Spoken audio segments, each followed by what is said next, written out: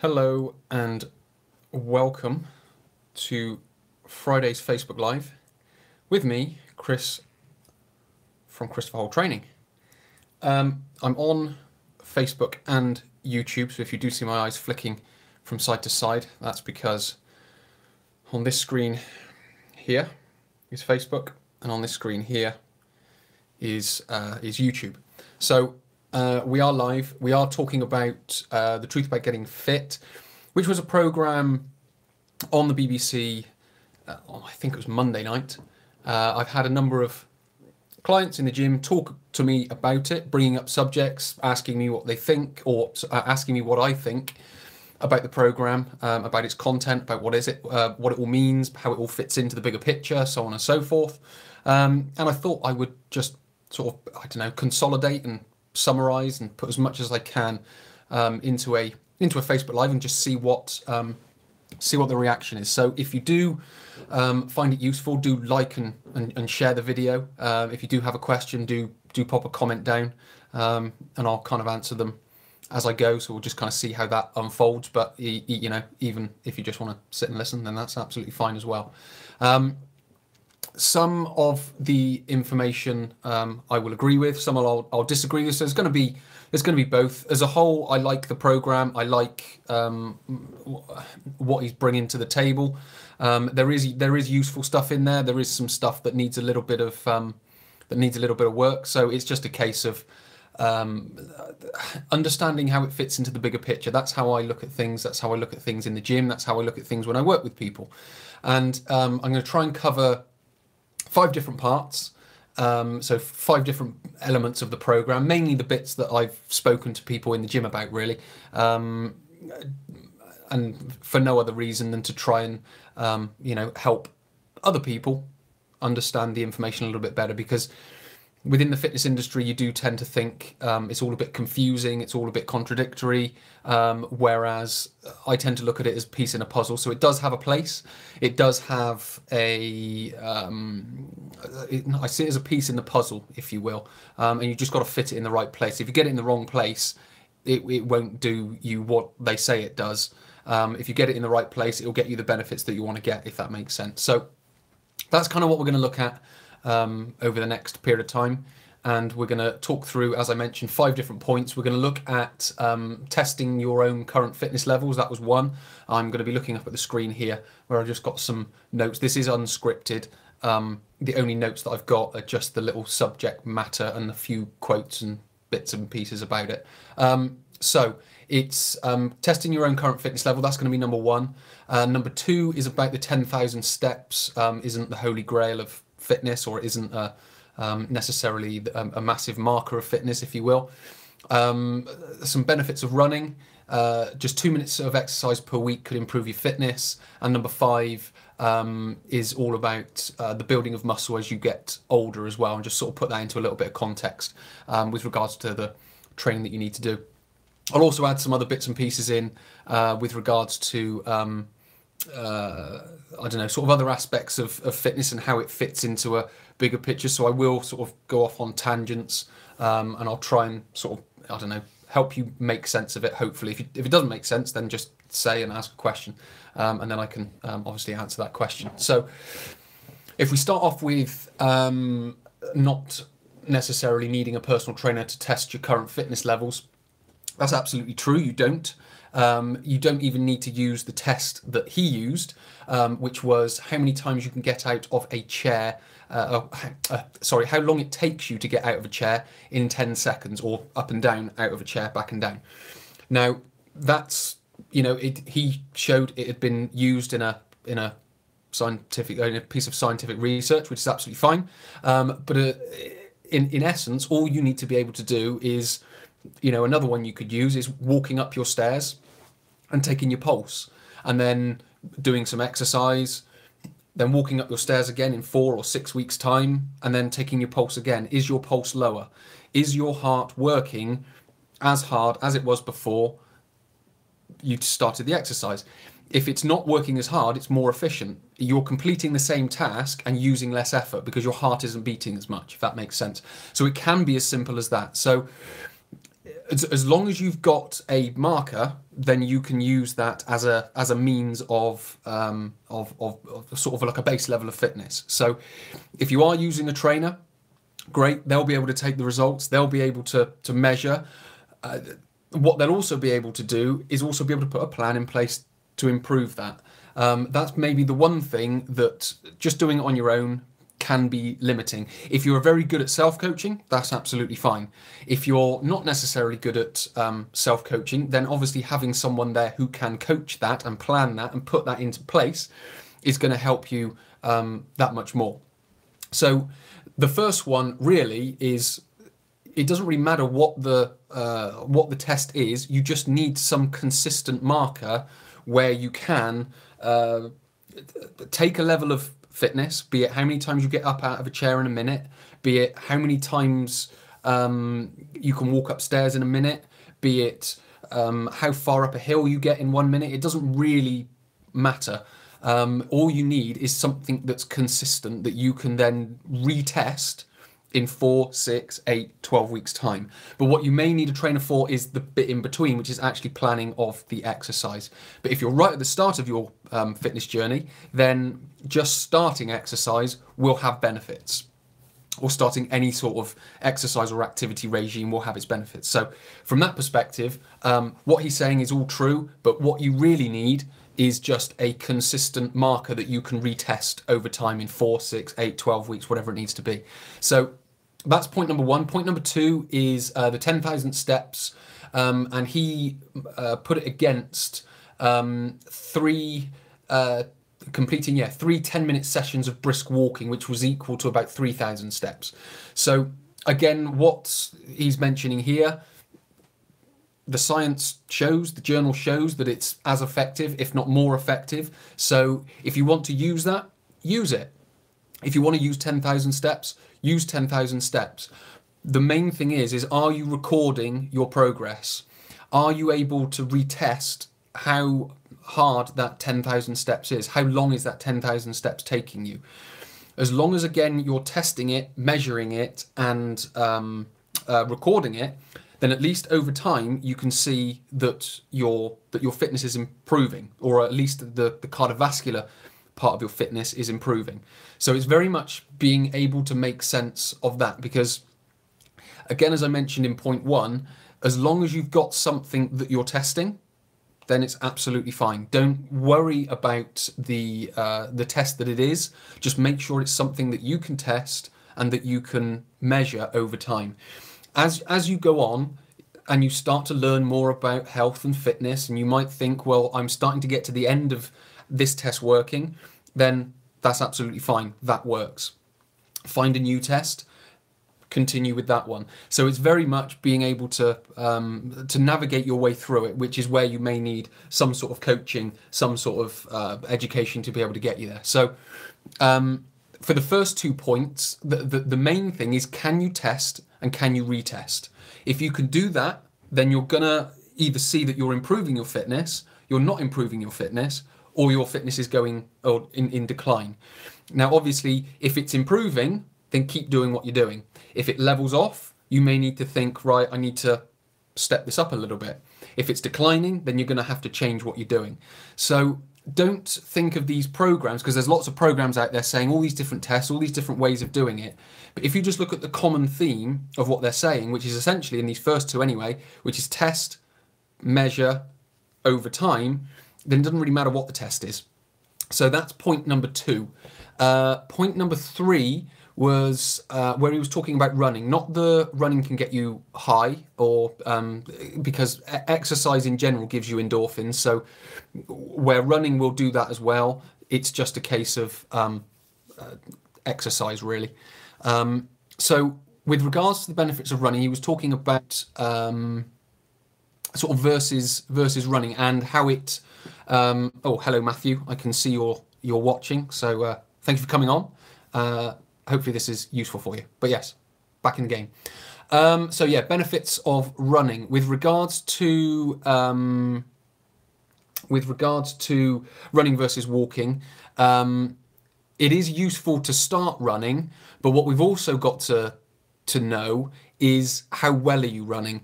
Are you how can I describe it? Do you have good technique? Because if you are just running for running's sake, now that's a good place to start. Just start running.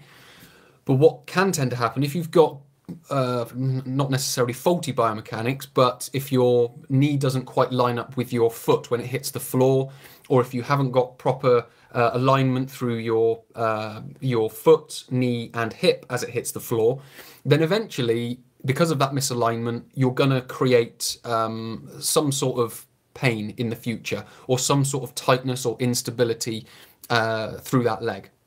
So we've got to be able to not only do the fitness, we've got to be able to do it properly.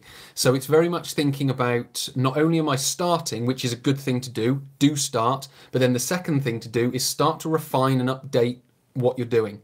Because I did a calculation a while back, and it was of a marathon, and if you take a marathon, is roughly 40,000 steps, if I'm not mistaken. So if every time your foot hits the floor, it's roughly 3 times your body weight. So if you do 3 times your body weight times 40,000, that's how many kilograms is going through your body completing that marathon, or completing those 40,000 steps. So in a marathon, for the average male that's 80 kilos, it's about 9.6 million kilos going through your legs during that 3-hour period. Now that's a lot of load going through your tissues. If you've got a misalignment, then you're going to have a problem. So another way of thinking of it is, if you can imagine a car and the wheels are misaligned. Now, if you drive that car and you're continually driving that car with misaligned wheels, eventually the tyres are going to run out. Now, the common thought is to just replace the tyres and carry on driving. Whereas what might be a little bit more of an educated decision might be to realign the wheels so the wheels are straight and you don't wear the tyres out as quickly. That's the kind of philosophy I'm bringing to that point of, do start running, but make sure it's being done properly. Because eventually your wheels are going to wear out, your joints are going to wear out. And this is where, which brings me on to, when we get to it, point 5, the wear and tear as you get older. A lot of people that I speak to, they are generally older, in the older generations, let's say, they're older adults, and they're talking about aches and pains that they get. Now, it's not necessarily because they're getting old, they're getting aches and pains. It's just the wear and tear through the misuse. Because if you can line your wheels up, if you can line your joints up, then it's going to be that much easier, or your joints are going to last that much longer when it comes to continuing with exercise and activity, if that makes sense.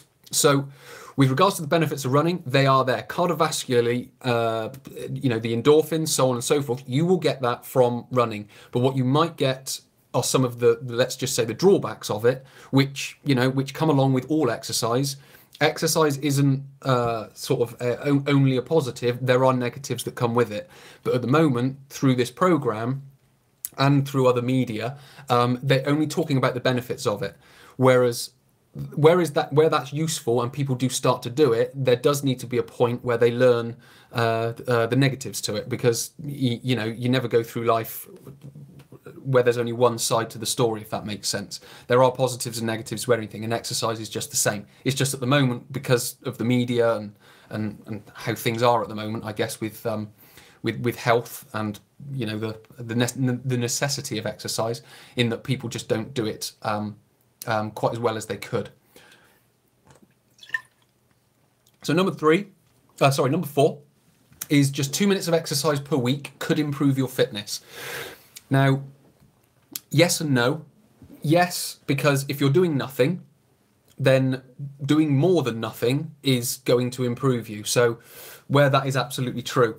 Now, I've done a variety of different videos on HIIT training, and I always will say HIIT training, this whole 2-minute thing or 4-minute thing or 1-minute thing or 20-minute HIIT training sessions, they're all well and good as long as it's done correctly. Because with regards to HIIT training, it's high intensity. If you're doing high intensity on a deconditioned joint, as I mentioned, a joint that's misaligned, it's going to increase the wear and tear. So the wear and tear is going to get that much higher. And that's going to speed up your likeliness of injury, or it's going to take you closer to an injury faster, if that makes sense. So all I'm trying to say is make sure you do HIIT training at the right time. So if necessary, as he mentioned before, with regards to the 3,000 steps or the 10,000 steps, if that's where you need to start there. That will start getting your joints used to more load. As your joints start getting used to more load, then you can start building it up. Because believe it or not, there are low intensity interval training, medium intensity interval training, and then there's high intensity interval training. Now, how I explain that type of thing is you don't send a 6-year-old to university. You send them to primary school, they go to secondary school, they go to college, and then they go to university. So that's all I'm basically saying with regards to HIIT training and exercise.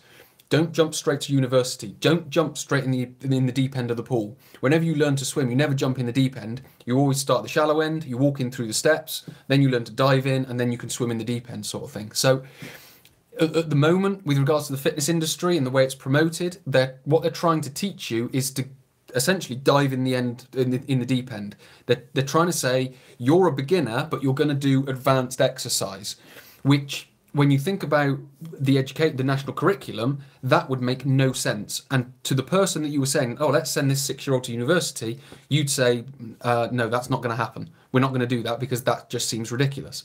But we do it with exercise. So if you need to start with just focusing on 10,000 steps, then focus on 10,000 steps. That will build your activity. If you then want to take it to the brisk 3,000 steps, then do that, because there's going to be a bit of extra load because you're working a little bit harder. What we then want to do is then start moving into running, because we're loading our joints more with the 10,000 steps. We're then putting some more intensity on the joints with the brisk walking in the 3,000 steps. Then we might think about just starting some running. So it might just be 5 minutes. You might go out for a 20-minute activity session where you walk for 15 and then you run for 5. Again, that's going to build the intensity. What we would then do is then just slowly progress. You might go 6 minutes, 7 minutes, 8 minutes, 10 minutes, 15 minutes, and then a 20-minute run. But all the time, you're managing your progression through that. Because one of the very common things that I work with people is there's no set formula, because everyone is individual to their likes and their preferences and what they want to do and what they can do. And as a trainer, for me, I've got to be able to interpret that and put that down onto paper and create some kind of program from that. Now, what that then turns into is you get a lot of fitness professionals creating these fitness methods, if you will, or fitness systems, and you basically plug into that system. Whereas what it doesn't give you is it doesn't give you the individual aspect. So what time constraints do you have? What is your fitness level? What past injuries have you had? What aches and pains do you have currently? It's not building that into the system.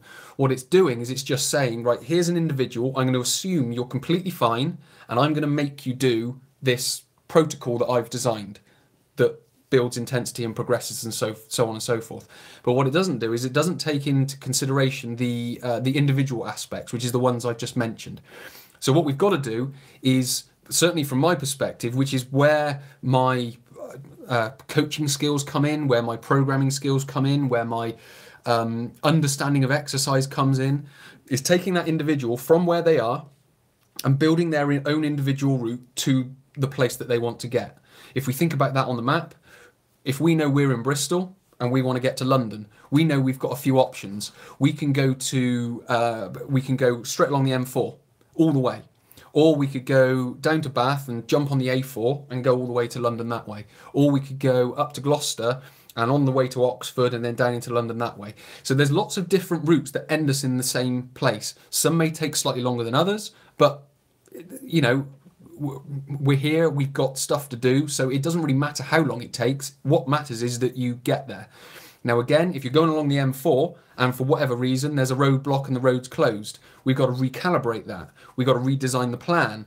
We might have to go up into Swindon, drive along an A road to Reading and then back onto the motorway that way. But again, we're still moving towards that goal of where we want to be. So it's very much thinking, where am I? where is my fitness? So if we do what he said first, so if we've got a way of measuring, we test that, we measure ourselves over time with the walking, with the brisk walking, with the starting to run, and then with, you know, a whole session of running. And then we build the intensity. So we might go low intensity, medium intensity, high intensity. So what we've done there is basically used what's known as a logical progression of progressive overload, which is another training principle or program design principle, to logically, progressively overload a human body, because it will adapt to the stresses. Now with the HIIT training, because it's an extreme, so we've got a beginner here who's very deconditioned. If we're then saying do HIIT training, that's an extreme. Your body will go into a stress response, it will panic, and it will create a lot of stress and tension in the body. If we logically progress from the shallow end to the deep end in small increments, or go from primary school to secondary school to college to university, that's a logical progression. So all we're basically trying to do with exercise, or certainly all I'm trying to do with exercise, is take that individual and logically progress them through that. Not just say, okay, you want to burn fat, well, HIIT training is the best for you, you're deconditioned, but you've got to do HIIT training. That doesn't make any sense. That's throwing someone in at the deep end, which is, to me, useless. What we want to be able to do is logically progress them so they don't increase their risk of injury. And I'll come on to injuries and recovery at the end. So yes, so we're on to point 5 now, which is about when you reach 35, you lose around 1% of muscle mass each year, which is absolutely true. I mention that to a lot of the older people that I work with, the older adults that I work with. And one of the things we do work on is strength training. Now, we do lift weights, but if you can imagine, you're on that logical progression going from walking to running, that's going to condition your muscles anyway. So it doesn't really matter about the lifting weights initially. What really matters is that you're taking your exercise and progressing it logically. You're not just throwing yourself in at the deep end, then you panic, and then you jump straight back out again and go, that was too hard, I can't do it, my body doesn't like it, I'm therefore just not meant to do exercise. Or if you've got an injury, it reignites that injury. The amount of people that I've worked with that have come to me with an ache or a pain or an injury that they've had for 1, 2, 3, 4, 5, 20 years, and just through a simple method of foam rolling, stretching, or sports massage, in a period of weeks, it's gone. And they're like, oh, so what do I do now? I've not got the pain. They don't know how to be active because they haven't got this pain. They're so used to having the pain and having that as a reason not to do anything, and now it's not there. They're like, oh, well, what am I supposed to do now? Now we go into proper exercise and again logically progress through that. So when it's down to then strength training, this again might come a bit later. But again, what you would do with strength training, now strength training is, again, it's subjective and depends on the person's body. If they're really deconditioned, they don't need big, heavy weights to manage what they're doing. All they need is a weight that they have not lifted before. Now, that might be 1 kilo, that might be 2, it might be 5, it might be 10. It doesn't really matter what the number is. What matters is how that individual responds to the weight. Because if you say strength training is with 20 kilos or whatever, or you give someone a heavy weight and, you know, beat them into tomorrow with that heavy weight, again, the body's going to go into a stress response. It's going to go very achy, very sore, very tense, which again is then going to increase risk of injury in the future. So again, it comes back to that whole curriculum of just logically progressing, just starting wherever you start. The amount of people that I speak to and they're like, oh, I'm just not fit enough, oh, I'm just not strong enough. To me, that's not a problem, because you are who you are and you are where you are. That doesn't really matter. All that matters is, can we take you from where you are to where you want to be?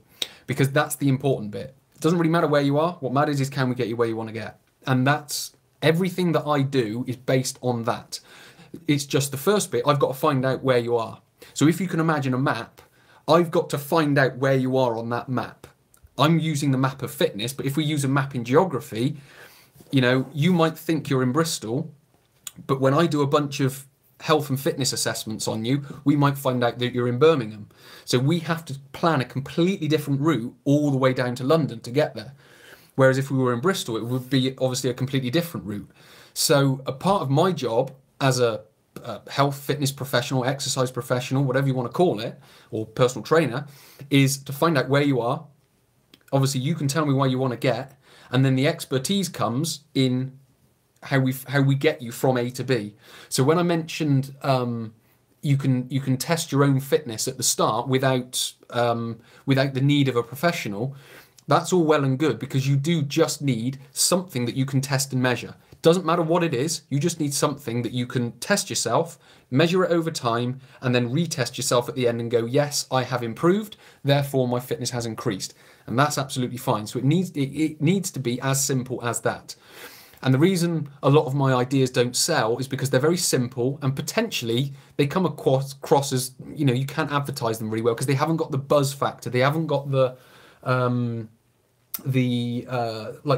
faddy nature to it, if that makes sense. It's just a very simple, logical, we start you here, we do some stuff, and we see how far we get. And then once we've retested, we then reevaluate where we are, and then we move on. So it's a very simple process. It's just a case of starting, progressing, and then as we measure as we go, we just keep recalibrating and just work with what your body tells us, because that's what it's all about. It's not about me telling you what to do. It's about your body telling me what it wants. I interpret that and then give it to it, if that makes sense. So I've gone off on a slight tangent, but just coming back to the subject of you losing losing 1% of muscle mass per year after 35. If you are keeping active, if you are testing and measuring, if you are logically progressing everything that that you need to do, then you will slow that process. You aren't going to stop that process. To some degree, you can reverse it. I wouldn't necessarily hold myself to that, but you can slow that process. I have a 72-year-old client who can do 3 sets of 12 pull-ups of his own body weight. We started on an assisted pull-up machine, which was using half of his body weight to help him up. It was just plate by plate. We were just taking a little bit. Then we eventually got to his body weight. Then once we got to his body weight, we had to help him. So it was just 1 pull-up, 2 pull-ups, 3 pull-ups, 4 pull-ups, 8 pull-ups, and now we're up to 12 pull-ups. Now that's taken time. It's taken consistency, coming every week, doing little bits in between. But when he came to me, he won't go back to that level unless he has about 3 or 4 years off training. Because even if he has a month off, he might go back to 3 lots of 8 or a minimum of 3 lots of 6 pull-ups. But if you can think he couldn't do a pull-up with his own body weight when he started, he won't regress that far back. He will only progress further on as long as he stays consistent with what he's doing. Now, that does mean, obviously, him coming into the gym, and that might not be for everyone. But as I mentioned to everyone on each, as I've sort of threaded this together, I guess, is as long as you're testing something, as long as you're writing everything down and you can track everything, because that's all I do as a trainer. I program it and I just write it down. So every time that someone asks me, how am I getting on? Am I progressing? I don't feel like I'm getting any further. I can take them back 4 or 5 years worth of training programs and say, look, this is what you were doing 4 or 5 years ago. This is what you're doing now. You've progressed, 30%, 40%, 50%, 80%, 100%, whatever the percentage is, they've progressed. Oh, so it's great. And then we move on and we carry on that. So it's very much, when it comes to watching programs like this, when you come to listening to health and fitness in the media, on posters and all different social media channels, it all comes back to the training principles. There are 6 of them. One of them is it specific? Are you aiming for a goal? That's training principle number 1. When I used to teach personal trainers, taught them for 6 years, probably I would imagine over 1,000 of them in that 6-year period, they would all want to know the system. Oh yeah, what's the best way to train? What's the sets and reps I should be using? What's the best formula for HIIT training? It's like there isn't one. And if someone says there is one, then they're missing out on the whole of what training's about. Because if you've got specific to a goal and you try and plug someone into that, eventually, which is the second principle, which is their individual needs are going to start to show up. What we have to do, which is what a lot of people do with those individual needs, they try and they try and ignore them and just move around them. So they just try and avoid the individual needs to try and plug them back into the system they're trying to teach. But what we have to do is we have to get a balance between achieving the goal and their individual needs, which is what I was talking about with that roadmap. First of all, I have to find out where you are. Then I have to start a training program, and then I have to find out how your body responds to that program as you're progressing. That's the specific goal that we're aiming towards and all the individual needs that go along to that. So that's the first two training principles. Training principle 3 is progressive overload. So am I logically, progressively overloading? This was another thing that came up with a lot of the personal trainers, was when they would have to design an 8-week case study, they would always try to think, oh, what's the best way to do it? What way should I be doing it? Is this right? Is this wrong? And the way I'm looking at it as an assessor, so as an assessor of the program, I'm not looking for the specific reps and sets that are being used. All I'm looking for is it logically progressed? Are you starting them on, say, let's just use an example. Are you starting them on a 20-minute run and 3 lots of 12 reps? And then in 4 weeks' time, have you gone to a 2-hour run or 3 lots of 20 reps? Now, in a 4-week period, that might be quite a big jump. So I wouldn't, it's nothing wrong with the system that's being used. What's wrong is that it just doesn't logically progress. Because if you use that system over a period of 6 months, then it works. We might be able to say, you know, obviously the proof is in the pudding, and we'll have to test that and see if it does actually work. But if you look at that type of thing, going from a 20-minute run to a 2-hour run over 6 months, you can say, oh, okay, that's a little bit more logical than trying to do it in 4 weeks. So what I would look for as an assessor when I'm looking at these programs is it logically progressed? So have they gone from a 20-minute run in week 1 to a 30-minute run in week 4? That's a little bit more logical for just a 4-week period. Or have they gone from 20 minutes to 25 minutes? Now, if it's just on paper, okay, fine, it's just on paper. We have to, the acid test is when the person actually does it. And then the real coaching skill from that trainer is how do they adapt that program to the response they get from the client? So that's the big thing that comes along with it. So when we are, where was I? I was on principle number 3. So we've got the specific goal that they want to achieve. You've got the individual needs, obviously, at the start of the program and throughout of the program. And then is the program logically progressing? What we then have is reversibility. Now, reversibility, all that means is if you stop training, your body will regress back to where it came from. So if you build strength and then you stop doing strength training, you will slowly get weaker, if that makes sense. So that would be number 4. What we then have is recovery. Now, when people get people want to get fit, and if I was to ask a room of people, what do we got to do to get fit and healthy? The general things that they would probably say is they would say, we've got to start doing exercise. Okay, well, what does that involve? Well, that involves running, and that involves lifting weights, and that involves going out on a bike or whatever it is. All of that is a stress to the body. But what they leave out is all the recovery part of it. So all of your exercise that you're doing, that breaks down the body.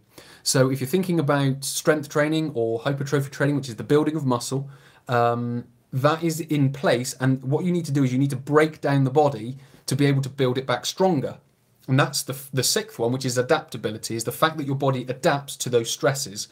But the adaptability comes in the recovery part. So are you sleeping well? Are you stretching? Are you getting regular massage? That might be weekly, bi-weekly, or even monthly. Are you having a hot bath? Are you managing your mental stress? Because that can be a part of recovery as well. So when you put the two together, when you put your exercise, which is the breakdown of the body, which allows it or gives it the potential to adapt, and you combine that with the correct recovery, which is the place or the time when it adapts, when you can combine them correctly, you then get what I describe as a fitness program. Otherwise, it's just you're stressing yourself, you're breaking yourself down, and then eventually your body will fail because it will force recovery onto you. And I see it a lot in gyms, and I see it a lot in not necessarily, well, I do see it in some of my clients because they don't know how to manage themselves. I try to teach that, but sometimes they don't know how to manage it. But I see it a lot in other gyms. I've been able to travel the country and we sort of work in gyms, and it's a very common thing where you see people come into the gym. You can see it in their face. They're stressed, they're run down, they've had a hard day or a hard week at work. And the last thing that their body needs, they might feel that they need a hard session to sort of break that monotony, but the last thing their body needs is more stress on top of that. What their body needs is a recovery type environment to be able just to relax and rejuvenate itself. So when it comes to logically planning a program, when you're seeing all of this media, is one, make sure you've got a direction and a goal that you're going towards.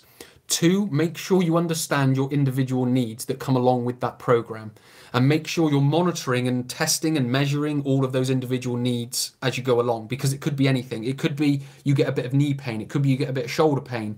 It could be time constraints. You just can't seem to find the right time to be able to or the amount of time and the right time of day to get right. So that could be a feedback. It's just not working in the morning. We'll try training in the evening. If it's not working in the evening, try at lunchtime. Try and split. On a Monday, it might work in the morning, but on a Wednesday, it might work in the evening. So there's a lot of variables to manage. And again, that's what happens in the sort of the January, February period where everyone falls back out, is because all these variables come up to the surface and people don't know how to manage it, and they just think, no, you know what, sod that, I'm going to go and do something else. So it's very much being able to manage all those different variables as you go along. So we've got specific goals, individual needs. We've then got a logical progression. Is it logical? Are you jumping in at the deep end? Are you doing the wrong exercise at the wrong time? So we've got to make sure it's a logical progression. Put just the right amount of stress on your body that is necessary. Then we've got adaptability. So as your body goes through that program, it will adapt, but only if, number 5, if you recover well enough. And then obviously if you stop training, it will reverse back. So once you kind of start, you've got to keep a level. Now that doesn't mean that you have to exponentially keep increasing your intensity as you go. Because if you ask any professional athlete how they train in periods. So they train in periods of high intensity, medium intensity, and then low intensity. And then they might go back up to high, to low, to medium, to low, to high. And that's all done through a year. If you ask any Olympic athlete, they do it in 4-year cycles, broken up into year cycles. And then each year is broken into off-season and on-season. So when we're talking about doing a training program and taking part in an exercise program, it's not about week 1 in January, on January the 1st, starting, and then on the 31st of December, you need to be exponentially have grown your training. Because what will happen is as you get up, you'll start to wear out. What you then need to do is come down. And then you build back up, then you come down, build back up. And you slowly keep pushing the boundary like that, with the idea that it goes up, down, up a bit higher, down, up a bit higher, down, up a bit higher. And that's how you manage your training, and that's how you manage your fitness through all of the the challenges and the roadblocks that might pop up. So I've kind of, gone a bit off tangent than just talking about the Michael Mosley program, The Truth About Fitness. But when you watch programs like that, now you wouldn't find a program like that because it's probably a little bit boring for people. It's not the razzmatazz 2 minutes of exercise, just get up in the morning, do it in your suit, just do your 2 minutes and then just wander off to work. It's not as exciting as that. As we know in any industry, when you get into that industry and you learn about it, you learn that there's a method and a logical process to it. It's just at the moment in the fitness industry, they're using all the razzmatazz. And that's the shop window, and everyone's like, wow. But then when they get in the shop and they realise that it's not what's in the shop window, they go, oh, well, this isn't what I was expecting, and then they leave. Whereas although it's a harder sell, when I'm coaching someone, I put in the shop window what's in the shop. So if there's not the razzmatazz in the shop, then I don't put it in the shop window. I make sure people are doing their exercise correctly and just doing it at their level, doing it what's right for them. And all my job is just to interpret that. My job is reading the person who's in front of me, their body, and just making sense of it. And then logically progressing. Is it going up? Is it going down? How are we progressing? So with regards to the program, the information within it is fine. You know, he's saying that in certain studies they've done this, and I'm sure they have, and that's absolutely fine. But what you do have is there's a context about it. If it's high intensity, you need to be a well-trained person or athlete to be able to do that, because their joints or your joints can cope with that. If you haven't got the joint integrity to do it, then don't do it. I suppose I'll finish on this point. What I find with a lot of my clients is they know what they should be doing, but the professional within the industry is saying they should be doing this HIIT training, but the client or the exercisee doesn't feel comfortable with that. But because it's a professional saying they should do it, they go, well, you know better than I do, then therefore I'll go and do what you say I should do. Whereas when you listen to someone and they're coming in unfit and they're like, oh, I'm at the bottom of fitness. It's just a simple case. Well, let's just start you on the treadmill walking. Let's just put you on a slight incline on a treadmill and just get you walking up an incline. And let's just build your heart rate. Let's just build it sensibly. Let's not do anything stupid. And they resonate with that. They kind of go, well, yeah, that makes sense to me. And, you know, when I'm sharing this information, again, it's not razzmatazz. It's not, you know, got all the bells and the whistles around it. It's pretty simple. It's pretty basic. And to be fair, most people that I talk to know it. They just don't have the confidence to put it into practice because they think it's wrong, because the industry is saying, no, you should be doing this, or you should be doing that, or HIIT training is good for this, or weight training is good for that. And it's like, no, you know where your fitness is. Start logically, slowly progress, and you'll get much further. So I guess that sort of brings me to the end. I could go on, but I just start getting further and further away from the actual topic that I decided to talk about. So I will end here. Thank you for the people that have come to watch, and thank you to the people who are watching the normal video that sits on my Facebook page. If you are on Facebook, please do just like it, share it, get this, I guess, slightly more simple and dare I say boring message out there, but you will get better results from just doing the basics and doing the simple fundamentals. So yes, don't listen to the industry, listen to yourself. You probably be better off in the long run. So many thanks for watching. My name is Chris, and I'm going to sign off here, and I will see you next Friday for the next Facebook Live. So many thanks for watching. See you soon.